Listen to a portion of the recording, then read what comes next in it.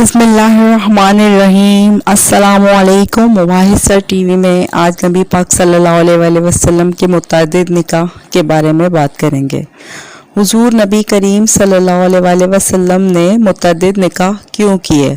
ایک پروفیسر صاحب لکھتے ہیں کہ کافی عرصے کی بات ہے کہ جب میں لیاقت یونیورسٹی کالج جامشورو میں سروس کر رہا تھا تو وہاں لڑکوں نے سیرت النبی صلی اللہ علیہ وسلم کانفرنس منعقد کرائی اور تمام اساتذہ کرام کو مدعو کیا۔ چنانچہ میں نے ڈاکٹر عنایت اللہ جوکھیو جو ہڈی جوڑ کے ماہر تھے کے ہمراہ اس کانفرنس میں شرکت کی۔ اس نشست میں اسلامیت کے ایک لیکچرار نے حضور اقدس صلی اللہ علیہ وسلم کی پرائیویٹ زندگی پر مفصل بیان کیا، آپ کی ایک ایک شادی کی تفصیل بتائی کہ یہ شادی کیوں کی اور اس سے امت کو کیا فائدہ ہوا۔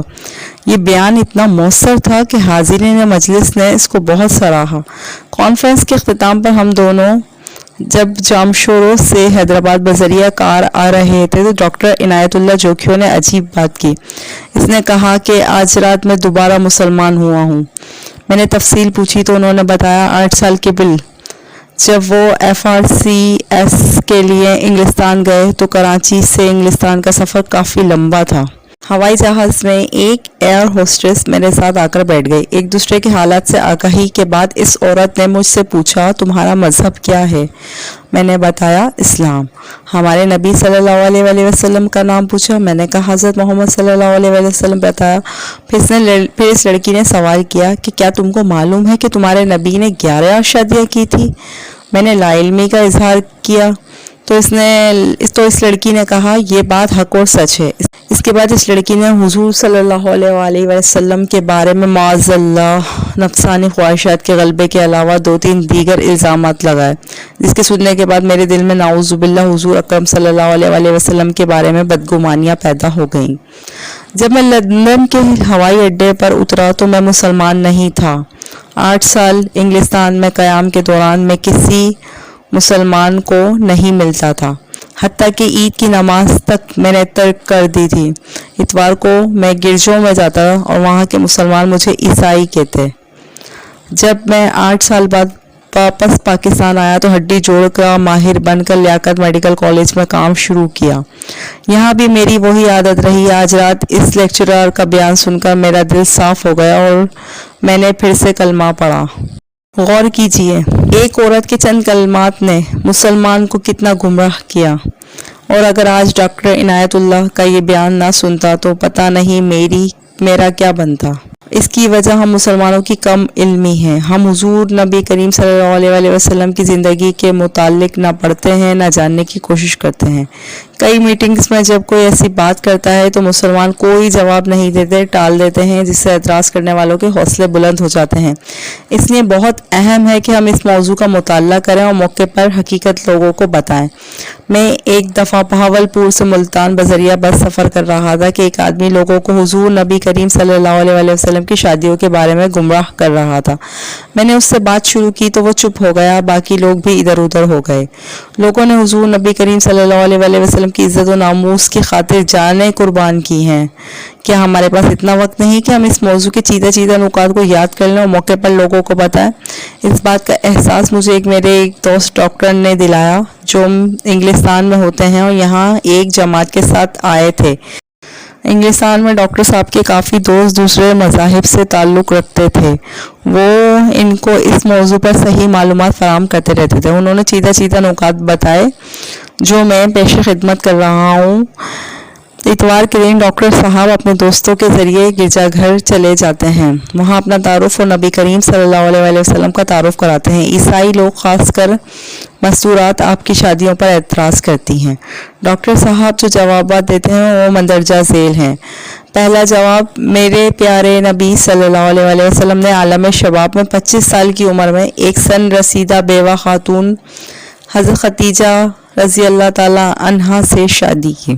حضرت خدیجہ رضی اللہ تعالیٰ عنہا کی عمر 40 سال تھی۔ جب تک حضرت خدیجہ رضی اللہ تعالیٰ عنہا زندہ رہی آپ نے دوسری شادی نہیں کی۔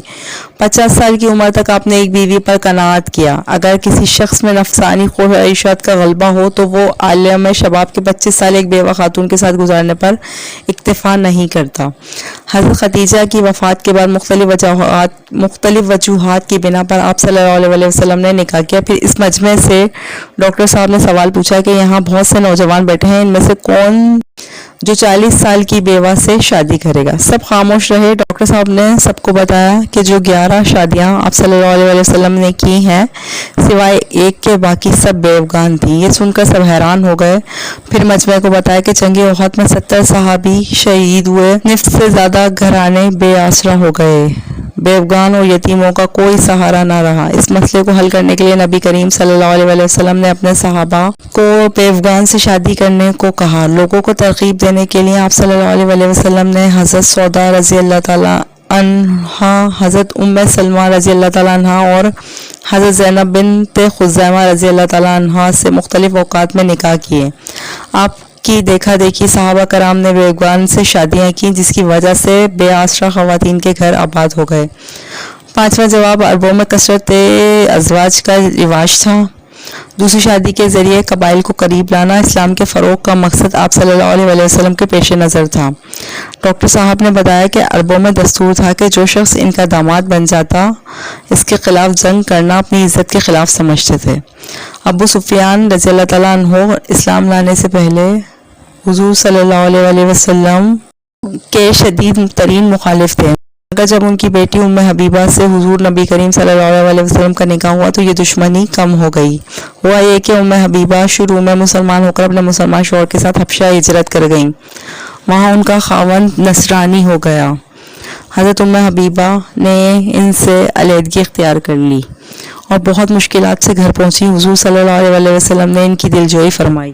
حضرت جویریہ رضی اللہ تعالیٰ عنہ کا والد قبلہ مستلق کا سردار تھا۔ یہ قبیلہ مکہ مکرمہ و مدینہ منورہ کے درمیان رہتا تھا۔ حضور صلی اللہ علیہ وسلم نے اس قبیلے سے جہاد کیا اور اس کا سردار مارا گیا۔ حضرت جویریہ رضی اللہ تعالیٰ عنہ قید ہو کر ایک صحابی کے حصے میں آئیں۔ صحابہ کرام نے مشورہ کر کے سردار کی بیٹی کا نکاح حضور اکرم صلی اللہ علیہ وسلم سے کر دیا۔ اس نکاح کی برکت سے اس قبیلے کے 100 گھرانے آزاد ہوئے اور سب مسلمان ہو گئے۔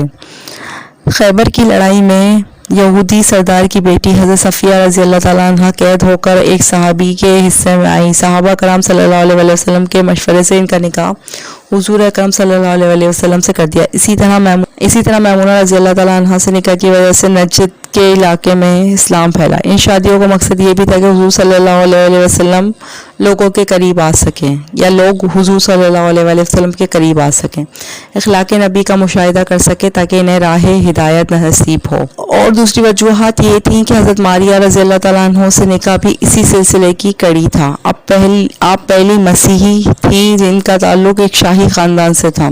آپ کو بازنطینی بادشاہ شاہ مقوقس نے بطور ہدیہ آپ صلی اللہ علیہ وسلم کی خدمت میں بھیجا اور بادشاہ حبشہ کے ذریعے ان سے نکاح کیا۔ حضرت زینب بنت جہش رضی اللہ تعالیٰ عنہ سے نکاح متنبی کی رسم توڑنے کے لیے کیا۔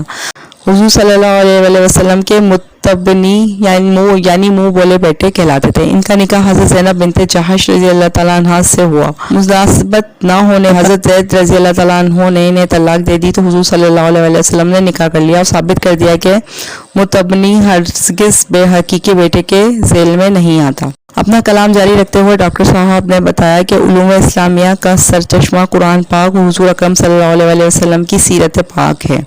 آپ صلی اللہ علیہ وسلم کی سیرت کا ہر ایک پہلو محفوظ کرنے کے لیے مردوں میں خاص کر اصحاب صفا رضی اللہ تعالیٰ عنہم نے بڑھ چڑھ کر حصہ میں اس کام کے لیے ایک جماعت کی ضرورت تھی۔ ایک صحابیہ سے کام کرنا مشکل تھا۔ اس کام کی تکمیل کے لیے آپ صلی اللہ علیہ وسلم نے کئی نکاح کیے۔